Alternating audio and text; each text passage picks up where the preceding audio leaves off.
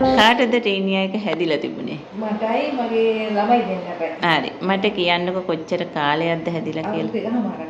එකහමාරක් විතර. හරි. අනන්ත වාරයක් නිදි මැරුවා. වේදනාව කියන්නේ අල්ලා තියෙනවා ඇතිට. මෙයා බඩේ ඉන්න කාලේ පුත් කරගන්න හැදුනේ. බබා හම්බෙන්න ඉදි තමයි හැදුනේ.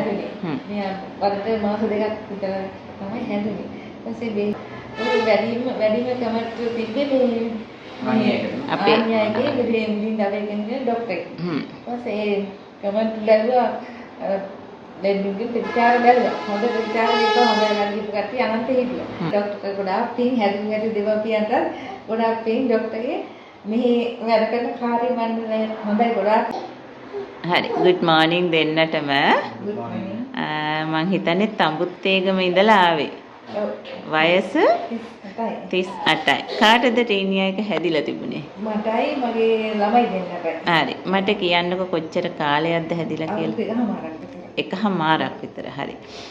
එතකොට හස්බන්ඩ් හැදුන්නේ නැහැ. මට කියව කරනවා මේ පහත් තුන් දිනාටම හැදුවා. හරි. මට කියන්න ඔය අසනීපේ හැදුනට පස්සේ දැනෙච්ච අපහසුව. අනන්ත වාරයක් නිදි මැරුවා. වේදනාව කියන්නේ අල්ලා තියෙනවා ඇතිට. මෙයා බඩේ ඉන්න කාලේ පුත් කරගන්න හැදුනේ. බබා හම්බෙන්න ඉදි තමයි හැදුනේ. මෙයා වරද මාස දෙකක් විතර තමයි හැදුනේ. ඊපස්සේ එහෙ ડોක්ටරාගෙන් බෙහෙත් ගත්තා විශේෂඥත් අන්නලා බෙහෙත් ගත්තා. ඒ ගන්න වැඩි වෙනවා කඩුවේ නෑ. ඉතින් ඊට පස්සේ කරන්න දෙයක් නැති නිසා අතහැරලා හිටියා කාලෙක.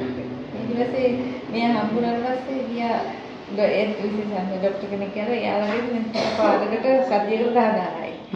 ඊට පස්සේ ඒ කියන්නේ වෙනසක් උන්නේ ගොඩක් මුදලක් වියදම් වුණා. ඊට පස්සේ හරි අපේ දැන් ඒ ડોක්ටර්ලා මාස 6ක් යනකම් මොකුත් බෙහෙත් දෙන්න බෑ කියලා බබා හරි බබේ බබාට කිරි දෙන හින්දා එයාට මොකුත් දෙන්න බෑ ඔයාට බෙහෙත් වර්ග දෙන්න බෑ දීපු ඒ වගේ කිසියක් මොකුත් තිබුණේ නෑ ඊට පස්සේ මහත්තයා නෝවා මේ YouTube එකේ හොඳ ડોක්ටර් කෙනෙක් ඉන්නවනම් බලන්න කියලා ඊට මෙයා බලලා මේ ડોක්ටර් නම් හම්බ වෙලා නෑ ඊට පස්සේ මට ඉන්ඩෝ මැරිකල මම බැලුවා YouTube එක මෙයාගේ කරදරත් එක්ක අඬන ගමනොත් මම බැලුවා. ඒක වැඩිම කමට තිබ්බේ මේ අපේ මුලින් දවල්ගෙන ડોක්ටර්. ඊපස්සේ කමට ලැබුවා දෙන්නුගේ ප්‍රතිචාර බැලුවා. හොඳ ප්‍රතිචාර දෙක හොඳ වැඩිපු කට්ටිය අනන්ත හිටියා. ඊට පස්සේ මහත්තයාට මම කිව්වා මෙහෙම ડોක්ටර් කෙනෙක් ඉන්නවා යමු කියලා. ඊට පස්සේ මහත්තයාත් ආවෙලා තමයි යන්න කියලා. ඔව් මෙහෙට ඇවිල්ලා දැන් ආන්‍ය හෙල්ත් එකට ඇවිල්ලා කොච්චර කල්ද? මාස එකහමාරයි. හරි. මෙහෙමයි. අපිට බබෙක්ට කිරි දෙන කෙනෙකුට ටිකක් සැර බෙහෙත් දෙන්න අපහසුයි. කොහොම හරි අපිට සති දෙකකින් තුනකින් හොද කරන්න තිබිච්ච එක මාස එකහමාරක් අපි බෙහෙත් දුන්නා. දැන් ඔයාලට දැනෙන පහසුව මොකක්ද හිතේ? හොඳටම ඉදියනවා. කහ අතක්වත් ඇඟට යවෙන්නේ නැහැ කහක්. නැත්තම් කොල්ලේත් කහගත්ත ගමන් තමයි හිටියේ. ඒ කියන්නේ දැන් හොඳ වෙලා. හොඳටම හොඳ වෙලා. මහත්තයාට මොන හරි අදහසක් තියනවද කියන්නේ? තියෙන අදහසක් දැන් අපේ ලේ නම් හොඳ වුණා. හොඳ වුණාට මේක වක්‍රව තවත් පැතිරෙනකොට නැවත අපිට හැදෙන්න පුළුවන්. මම හැමෝටම කියන්නේ මේ දෙදේට බෙහෙත් ගන්න නම් ආන්‍යයකට ඇවිල්ලා බෙහෙත් ගන්න ඕන. වෙන කිසිම ડોක්ටරාට විශේෂයෙන් කියන්නේ දේවාල ගානේ තෙල් බෙහෙත් කරන වතුරන මිනිස්සු ගාවට ගිහිල්ලා තවත් මේක පැතිරෙන එක වෙන්නේ. මේක හරියම තන හොයාගෙන බෙහෙත් කරගත්තා මේක ලංකාවේ හැමෝටම පැතිරෙනවා. මම කියන්නේ ඉක්මනින්ම නැවත අපිට රවුමින් හැදෙන්නේ නැති වෙන්න හැමෝටම බෙහෙත් ගන්න කියලා තමයි මම කියන්නේ මෙතෙන් ඇවිල්ලා. ඔව් අනිත් අයට බෝ වෙන්නේ සාමාන්‍ය මේක එක එක්කෙනාට බෝ වෙනවා. අනිත් එක පිටින් ක්‍රීම් ගාලා හොඳ කරන්න පුළුවන් එකක් නෙමෙයි. ඇතුළතින් බෙහෙත් බොන්න ඕනේ ඉන්ෆෙක්ෂන් එක ඇතුළෙන් තියෙනවා. ඒක නිසා අනිවාර්යයෙන්ම පැහැදිලිවම හරියටම බෙහෙත් එක හරියට පාවිච්චි කරන්න ඕන. ඔයාලා මේ විදිහට පාවිච්චි කරලා තියෙනවා මං හිතන්නේ. ඔව් පාවිච්චි කරලා ડોක්ටර් දුන්න විදිහටම කන කෑම බීමේ ඉඳන් ඒ විදිහට කන්ට්‍රෝල් කරා. සක්කාරියට එකක් නෙවෙයි කෑවෙන්නේ නැහැ. හරි. බබාලව පරිස්සම් කරගන්නත් ඕනේ. තව බබාලා ඉන්නවද? ඒ දෙන්නටත් හැදුනා. දැන් එයාලට හොඳයි. එයාලටත් හොඳයි. එයාලටත් බෙහෙත් ගත්තද? හරි. දැන් සුව වෙලා සතුටින් ඉන්න වෙලාවේ. හරි. ආන්‍ය හෙල්ත් ආයතනය ගැන අපේ දොස්තර මහත්තයා ගැන මොනවා හරි කියන්න තියනවද?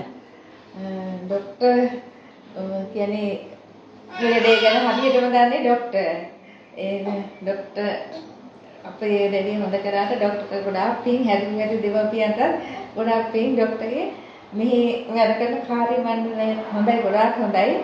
අපිට ලොකු හෙල්ප් එකක් දුන්නා. ඒකට ගොඩාක් WhatsApp එකෙන් දැම්මේ.